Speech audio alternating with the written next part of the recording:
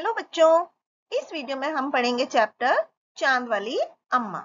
उससे पहले हम देखते हैं कि यहाँ पर कुछ एक्टिविटी करनी है कि बच्चों आप कौन कौन सी शरारत करते हो।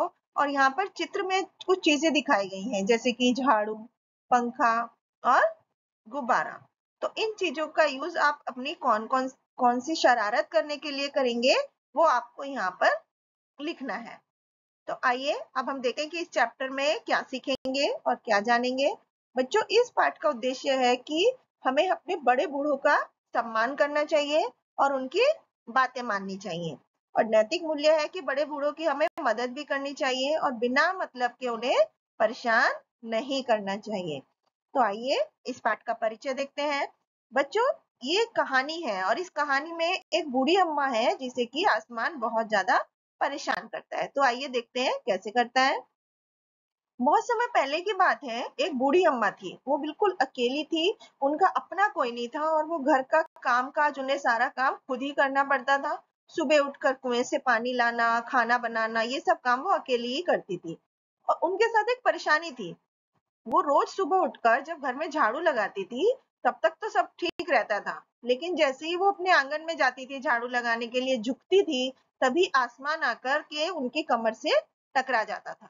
बच्चों, यहाँ पर एक नॉलेज विंडो है कि झाड़ू आसानी से हर घर में मिल जाती है और हम झाड़ू किस लिए यूज करते हैं? घर की साफ सफाई के लिए यूज की जाती है। लेकिन बहुत ही कम लोग जानते हैं कि जिसकी वजह से वो इसका सही और सार्थक प्रयोग नहीं कर पाते। तो अम्मा उस आसमान को घूर कर देखती थी तो वह थोड़ा सा हट जाता था। फिर जैसे ही वो दोबारा झुकती थी, आसमान फिर से अपने हरकत दोहराता था। तो 1 दिन, 2 दिन, 3 दिन लगातार यही काम चलता रहा। अम्मा झाड़ू लगाती और आसमान उसे तंग करता। एक दिन कुएं पर पानी भरने को लेकर अम्मा का किसी से झगड़ा हो गया। अम्मा थोड़ा गुस्से में थी और वो झाड़ू उठाकर आंगन में गई और जैसे ही झुकी तो आसमान ने अपनी आदत के अनुसार फिर से उन्हें छेड़ दिया। अब अम्मा ने आओ देखा ना ताओ और कसकर झाड़ू आसमान को दे मारी। आसमान झट से हट गया, लेकिन वो अभी भी अपनी आदत से मजबूर था। दूसरी बार फिर से अम्मा के झुकते ही वो टक्कर मारने लग गया। तो अम्मा ने फिर पूरी ताकत से उस पर वार किया, वार यानी हमला किया। अब आसमान को शरारत सूझी और इस बार उसने झाड़ू पकड़ ली। उधर अम्मा भी झाड़ू पकड़े हुई थी, तो रस्साकशी शुरू हो गई। झाड़ू का ऊपर वाला हिस्सा आसमान पकड़े हुए था, उस झाड़ू का नीचे वाला हिस्सा अम्मा। दोनों छोड़ने को तैयार ही नहीं थे। अम्मा चिल्लाई, छोड़ मेरी झाड़ू, मेरे पास एक यही झाड़ू है। तभी आसमान ने नहीं छोड़ा। अब बूढ़ी अम्मा कब तक रस्साकशी करती, थक गई। आसमान ने झाड़ू पकड़े हुए अम्मा भी जाने लगी। वो चिल्लाई, मुझे नीचे छोड़ दो। अब आसमान ऊपर जाने लगा तो झाड़ू अम्मा ने पकड़ रखी थी, अम्मा भी झाड़ू के साथ साथ ऊपर जाने लगी और वो चिल्लाने लगी, मुझे नीचे छोड़ दो। आसमान ने कहा, अम्मा अब मैं तुम्हें नहीं छोड़ूंगा, ले चलूंगा ऊपर, वहीं झाड़ू लगाना। तो अम्मा अब झाड़ू नहीं छोड़ सकती थी क्योंकि अब वो बहुत ऊपर पहुंच चुकी थी। तभी उसे वहां पर चांद दिखाई दिया।